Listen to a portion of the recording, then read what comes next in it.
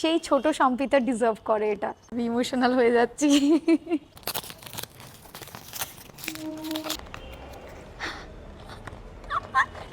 My goodness.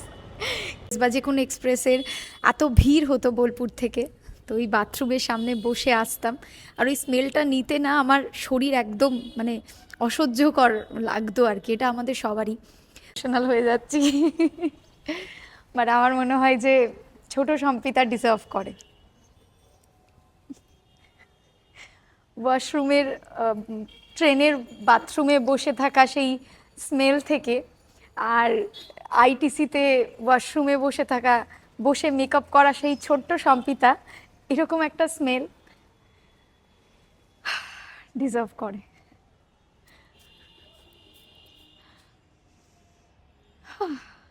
এই স্মেলটা বারবার আমার সেই ঘামে ভেজা দিনগুলোকে মনে করাবেই। তো ও ইমোশনাল হয়ে গেছে, যেমন টিচার তেমন না স্টুডেন্ট। সেটা না, টাকা ইনকাম করছে সহজেই, সহজেই টাকা উড়িয়ে দিচ্ছে, কিন্তু এটা না। করে, ও সবাই- ডিজার্ভ করে। কেমন কেমন বল স্মেলটা। লঞ্চ হয়ে থেকে আমি ভাবছি নেব, তাও আমি স্মল সাইজ নিয়েছি, কারণ এর থেকে যদি বড় সাইজের আমি নিতাম, আমার মা এখানে ভিডিওটা দেখিয়ে আমাকে কেটে ফেলতো।